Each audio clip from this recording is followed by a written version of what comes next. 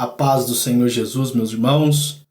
Segunda-feira, lição 4, o Evangelho de Poder. Romanos capítulo 1, versículo de número 16. Porque não me envergonho do Evangelho de Cristo, pois é o poder de Deus para a salvação de todo aquele que crê, primeiro do judeu e também do grego. Então, domingo próximo, nós estaremos estudando acerca dos dons de poder. E o pastor Linaldo Renovato nos propõe, nesta segunda-feira, esta reflexão sobre o Evangelho de Poder, baseado aqui em Romanos, capítulo 1, e versículo de número 16.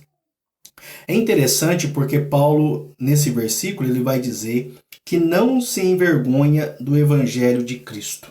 Ora, por que motivo Paulo se envergonharia do Evangelho? Quando nós vemos e lemos o ministério de Jesus nas páginas ali dos Evangelhos, nós vemos que Cristo, ele operou muitos milagres, muitos sinais, muitas maravilhas. Houve ali no ano, da inauguração, o ano da popularidade, ministério de Cristo, mas houve o ano da oposição. E no ano da oposição, no terceiro ano do Senhor Jesus Cristo, ele já sabia que para qual ele tinha vindo, qual era a sua função, qual era o seu propósito maior, que era morrer na cruz do Calvário, o Cordeiro de Deus, tirando o pecado da humanidade. Então, Cristo ele se entregou por amor a nós. E esse se entregar ocasionou em muita vergonha, desprezo. Ele foi chicoteado, ele foi esbofeteado, ele foi cuspido, ele foi caluniado, ele foi dependurado no madeiro, no alto da cruz, ali para seu vitupério, para sua vergonha. Mas sabemos que no mundo espiritual, no propósito, no plano espiritual, aquilo não era uma vergonha, mas era uma honra. Na verdade, aquilo não era a derrota de Cristo, mas pelo contrário, era o seu triunfo sobre o pecado e sobre todas as potestades malignas. Sabemos que ali estava consumado o plano de Deus para salvar a humanidade. Mas, humanamente falando, parecia uma vergonha. Parecia uma derrota. Então, milhares de pessoas ali em Jerusalém contemplaram a vergonha de Cristo. Contemplaram o vitupério de Cristo. Contemplaram a sua derrota, entre aspas, na cruz do Calvário. Mas sabemos que nosso Senhor não permaneceu morto, mas ao terceiro dia ele ressuscitou e está vivo para todo sempre, louvado seja o seu nome. E Cristo, quando ele ressurge dentre os mortos, ele não aparece para aquela mesma multidão que o viu crucificado.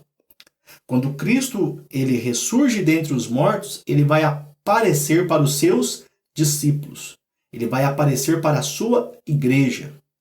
Paulo, em 1 Coríntios capítulo 15, ele vai deixar isso bem claro, que numa certa feita Jesus apareceu para mais de 500 irmãos.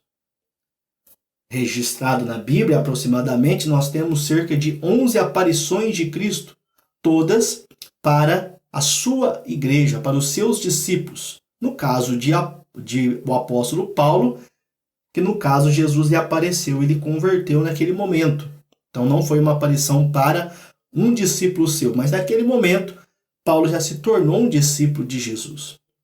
O perseguidor passou a ser perseguido. Então, qual foi a imagem que ficou? Qual foi a notícia? Sabemos lá no final de Mateus 28 que os sinédrios, os fariseus, fizeram ali um conchavo com os soldados para que eles mentissem dizendo que os discípulos de Jesus haviam lhes roubado o corpo. Então, prevaleceu aquela mentira, que os discípulos de Jesus haviam roubado o corpo de Jesus. Logo, também prevaleceu aquela imagem da crucificação de Cristo. de apesar de ter sido um profeta que operou sinais, maravilhas, acabou-se ali derrotado na cruz do Calvário. Então, meus irmãos, o Evangelho de Jesus, quando era pregado e anunciado a outros povos, a muitas pessoas, era como uma vergonha, era como se fosse um escândalo.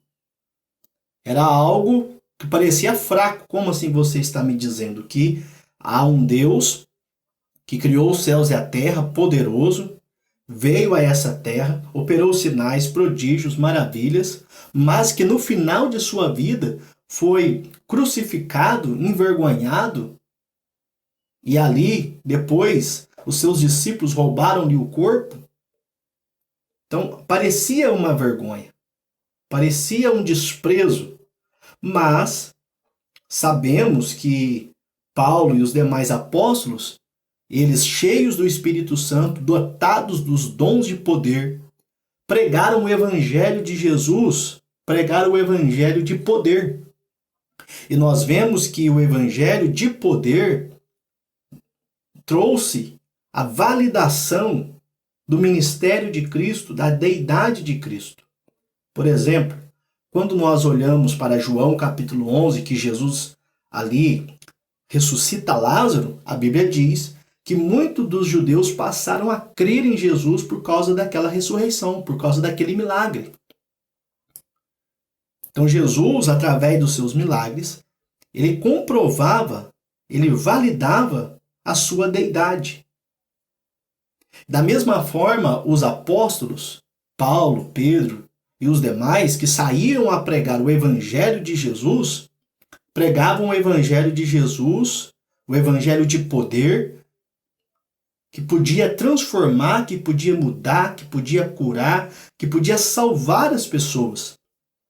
E quando aquilo de fato acontecia, estava ali validado, comprovado que Jesus era o Filho de Deus e ainda estava vivo, operando os seus milagres e as suas maravilhas. Nós vemos isso claramente ali em Atos, capítulo de número 3. Quando Pedro ordena que aquele paralítico levantasse e andasse. E Pedro diz, olha, este homem que vocês estão vendo saltando, pulando, está curado, foi no nome de Jesus, aquele que vós crucificastes, mas Deus o Pai o ressuscitou ao terceiro dia. E ele há de julgar. Então nós percebemos que o Evangelho de Jesus, o Evangelho de poder, para uns parecia uma vergonha. Mas ao mesmo tempo, ele era um Evangelho de poder, que a qual alcançava as pessoas e salvava as pessoas. E quando nós falamos em salvação, não estamos falando apenas de uma vida futura, de uma vida após a morte. Mas quando falamos de salvação, também está implícito a ideia de libertação. Os discípulos, o que eles faziam desde quando estavam com Jesus? Pregavam o Evangelho, curavam os enfermos, expulsavam os demônios e operava sinais e maravilhas no nome de Jesus. Então, da mesma forma, este evangelho de poder ainda é válido para os dias atuais. E quando nós pregamos o evangelho, ele é poder de Deus para salvar as pessoas. Salvar primeiramente do seu eu, da sua carne, dos seus desejos pecaminosos, do pecado. A salvação implica em perdão dos nossos pecados e libertação do poder do pecado. O pecado não tem mais poder sobre nós. Nós podemos dominar sobre o pecado. Por quê? Porque Jesus nos salvou. Jesus nos libertou. Satanás, o diabo, não tem mais poder sobre nós, porque Jesus nos salvou, nos libertou do poder do pecado. Nós não estamos mais condenados à morte, à condenação eterna. Por quê? Porque Jesus nos salvou da condenação do inferno e nos deu a vida eterna. Então, quando nós pregamos o Evangelho de Jesus é o poder de Deus para salvar, para libertar, para transformar as pessoas, tirar as pessoas da falsa religiosidade, tirar as pessoas dos vícios, das drogas, tirar a pessoa de uma vida imoral, de uma vida mentirosa, de uma vida injusta. O evangelho de Jesus é poder, é transformação, é libertação. E ele vai dizer, primeiro do judeu e também do grego. Então aqui Paulo está falando, na verdade, de todas as pessoas. Quem não é judeu é gentio, judeu, os descendentes de Abraão.